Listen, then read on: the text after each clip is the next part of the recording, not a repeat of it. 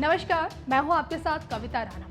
सीमा पर चीन की नई कारस्तानी हैरान कर रही है। पूर्वी लद्दाख के पेंगोंग सेक्टर में भारत और चीन के सैनिकों के बीच कुछ दिन पहले हुई झड़प के बाद दोनों देशों के बीच तनाव अब चरम पर पहुंच गया है। और सबसे बड़ी बात यह है कि चीन पहली बार कई नए इलाकों में भारत को तकलीफ देने की कोशिश कर रहा है।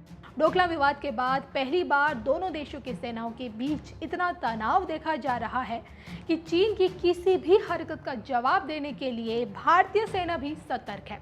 चीन की हिमाकत का जवाब देने के लिए भारतीय लड़ाकू विमानों ने बॉर्डर पर उड़ान भरी है। ऐसा इसलिए किया है क्योंकि चीन के मिलिट्री हेलीकॉप्टर भारतीय सीमा के करीब आ गए हैं।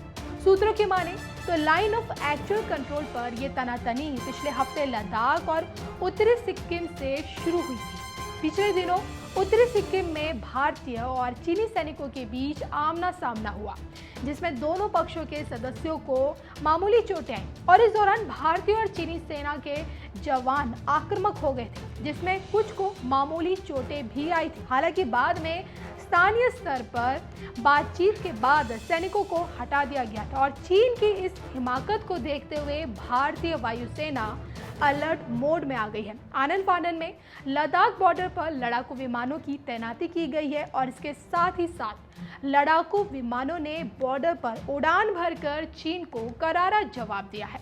पाकिस्तान और चीन कोरोना संकट के बीच भी अपनी हरकतों से बाज बिल्कुल नहीं आ रहे हैं। सरकारी सूत्रों की माने तो जैसे ही चीनी हेलीकॉप्टरों की आवाजाही शुरू हुई, भारतीय लड़ाकू विमानों को लद्दाख सेक्टर में सीमावर्ती क्षेत्रों में ले जाया गया। भारतीय वायुसेना के लड़ाकू विमानों ने नजदीकी बेस कैंप से उड़ान भरी। फिलहाल चीनी हेलीकॉप्टरों ने भारतीय वायुसेना का उल्लंघन नहीं किया है। दोनों सेनाएं एलएसी के तीनों सेक्टरों पश्चिमी लद्दाख, मध्य उत्तराखंड, हिमाचल, पूर्वी सिक्किम में आक्रामक गश्त कर रही है ताकि गर्मियों के दौरान विवादित इलाकों पर अपना दावा कर सके। भारत का दावा है कि पीएलए की तरफ से हर साल करीब 300 से 400 तक इस तरह की कोशिशें होती हैं, लेकिन चौंकाने वाली बात यह है कि इस साल पीएलए ने कुछ नए इलाकों में इस तरह की हरकत की है। इनमें उत्तरी सिक्किम का नाकोला इलाका भी शामिल है।